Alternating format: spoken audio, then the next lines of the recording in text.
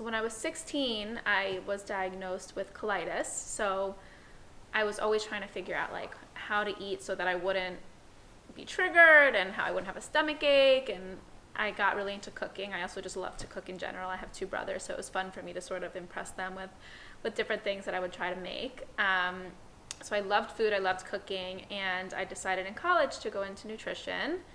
I went to NYU.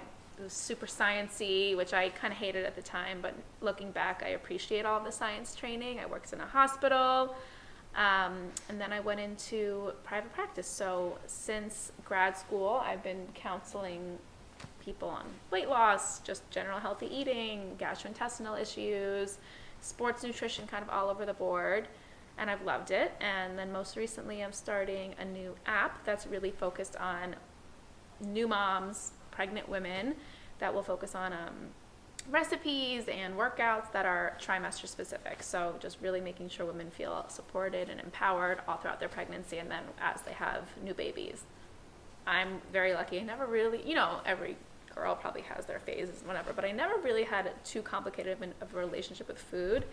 And then I realized how rare that was when I started counseling, because I felt like it was not some prescription I could give a diet, or I could write a meal plan that worked for everyone. I realized how kind of emotional everyone's relationship with food was and the behavioral aspects of it, and how, a lot of times my sessions turned into more of therapy than really nutrition education, which was kind of surprising for me, but I also loved that. So everyone's own rhythm and lifestyle and figuring that out for them. But it's fun because there's no clients that are the same. So that's been kind of exciting for me.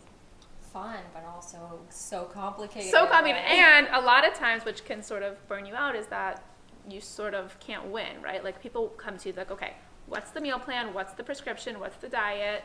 And when I'm kind of like, okay, we got to experiment. Like, let's try this, let's try that. They're like, I don't want to try that. I just want you to tell me. So sometimes you feel like you're losing a lot and it can get a bit frustrating, but most of the time it's worth it. I'd have to say my kids are my biggest accomplishment. Yeah, it's fun because I have a 3-year-old now. So now that her personality is really out, like my baby's still, he's 1, we're learning his personality and seeing it, but she's my accomplishment, but it's also fun to just watch, because it's like, I had nothing to do with this personality. You are your own person, and it's fun to just see it flourish and come out. But yeah, thinking like, oh my God, I have 2 kids. That's a big accomplishment for me since I still feel like I'm 18. So I made humans. That's a big accomplishment, and they're doing okay so far. So I'm going to pat myself on the back. I think it's really seeing like how it's seeing yourself in them, but it's also the more fun part is seeing how, like when you don't have anything to do with it and seeing their personalities come. Like I think whatever you expect and whatever you want or wish or dream about, like it's always, and I'm sure it gets way more complicated when they're older, but at this age, like my 3-year-old cracks me up every single day. Like she is so funny. She has the biggest personality. I was like the shyest kid ever, so I just watch her and I'm like amazed by it because it's so fun to watch. And every day you like something new with the little one. Like now he's starting to babble and everything is just new. So I think that's the most exciting part, is that like sometimes the days will feel really long, and I have those days for sure, but even like when you think about like last week to this week, something new's happened, or they're funny, or they say something amazing. So that's fun.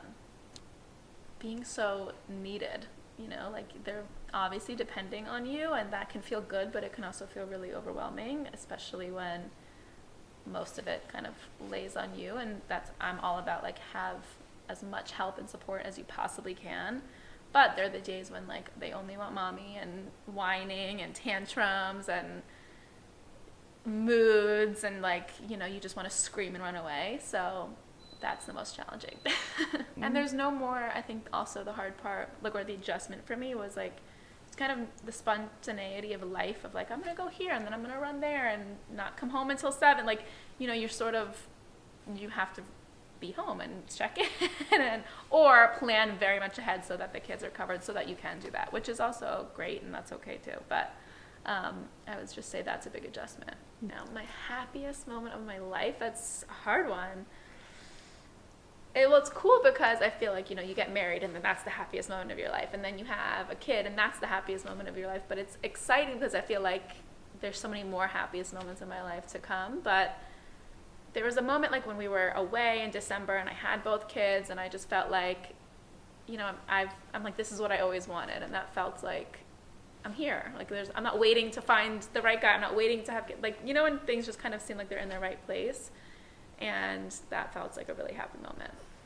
It's so nice that you're in a place mentally where you can appreciate those things. Totally. Because, you know, mental health doesn't discriminate, and No. you can have, you know, a beautiful marriage and your children and still not be happy. Oh, and on that note, like, you know, I don't even think I realized it until afterwards, but yeah, after I had my second, you know, you're thinking like, I'm supposed to be happy, everything's supposed to be good, and a lot of times you're in a darker place, and postpartum hormones are whack. So I think that's also important to point out. Like, sure, there was that moment where I was sitting with my family and thinking, how lucky am I, how happy am I, but 3 months prior, I was also kind of in a darker place and crazy, and didn't feel like, not crazy, I just was hormonal, but felt like, you know, everything is good, why do I feel this way? So I think with kids and with the hormones, there's a lot of ups and downs. So when you say like the happiest moment, that moment you feel happy, but it's also depending on the hour and the day and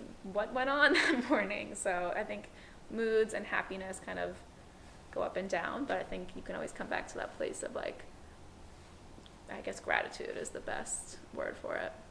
So the first thing I would say is to, for a few days, keep a food journal. Not so that like you can judge yourself, it's more just to sort of start to figure out your patterns and where things start to go off track. So a lot of people, like when they first meet with me, I'll say like, tell me a typical day. And they'll be like, I have a smoothie, and then I have a salad, and then I have protein and vegetables. And I'm like, okay, so where's it going? Like, I don't know. But then once they start food journaling, they start, you know, they take a handful of this here, or there's certain habits that they might not even be so conscious of. So I think that food journaling kind of really, like, you're forced to face your shit. Like, you have to see what's going on, what behaviors you want to kick. So that's the first thing. And then once you see, like, okay, this is where I tend to kind of go off track or where I lose motivation, then start to put in plans in place. So like if you are someone that snacks after dinner, like there's little things you can do, like have dinner, brush your teeth right after dinner so that you're not tempted, or, you know, go in a different room or make a cup of tea so you're sort of occupied. You know, if you start at 4 p.m., you're in front of your computer and then start snacking, like maybe that's a great time to go for a 10-15 minute walk, go call a friend, because a lot of times it's just changing environment, changing your scene, changing your mood. And also, as a lot of people know, like it's not always hunger related, it's procrastination, boredom, anxiety, all of these different emotions that will make you turn to food. So that's why acknowledging what those habits are and then putting a plan in place so that you're, you know, ahead of it. That would be my biggest advice.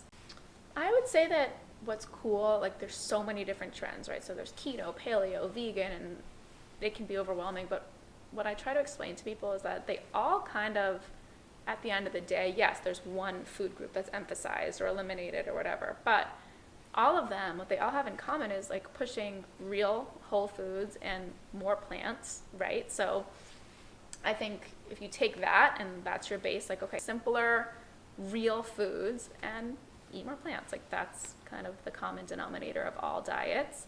And then whether you choose, okay, I'm going to get my grass-fed organic meat, or I'm going to go vegan and get my protein from another source, like that sort of depends on how you feel in your body. But I would say for everybody, we can say eat more vegetables. Like that just kind of goes without saying for every diet. And I think also what I'm loving is that gut health is really like a topic that people know about and talk about now. I think it's so new, so it's exciting to see the research is just constantly unfolding. But like now, microbiome and gut health and probiotics, those are all words that people know. So that's cool. I just traveled, so that's a good question. So when I'm on my own, I'm OCD, like neurotic, so I start packing well ahead of time, which doesn't necessarily help because then I change things even more. But I'm a big planner. Like I'll think about my outfits, think about everything I need. I make lists. If I'm taking the kids, it's even more insane. If I'm not, I'm writing lists for whoever's with them. And then there's like all that anxiety leading up, and then it's fine. It all goes away once I'm like on the airplane, but there's a lot of lists and pre-planning. And I love what Careeon's doing because I always, in my bag, have this like little pouch, and I put together like, okay, I need this moisturizer, this spray, my chapstick, my CBD. Like I have a little thing that I make sure I have with me, and maybe I don't use it all, but like I'm just feel better knowing it's there. So you guys are doing the best thing ever, I think. Also from a nutrition point of view, like you're so dehydrated, your skin's dehydrated. So I even have like, you know, a powder, and I make sure I'm drinking enough and getting my greens in. So there's a lot to think about so that when you get there, you're not bloated and feel off, because that's the worst. Well, on the flight, I do not touch any of the plain food. It's always like grosses me out. I don't know why. So I usually, if it's a long flight, I'll pack like a pack of quick oats so I can just add hot water. I like that. I also will pack like unsalted nuts. I try to avoid salty foods on planes so that you don't puff up too much, and some vegetables. Like an apple, banana, any sort of fruits and vegetables are always my go-to.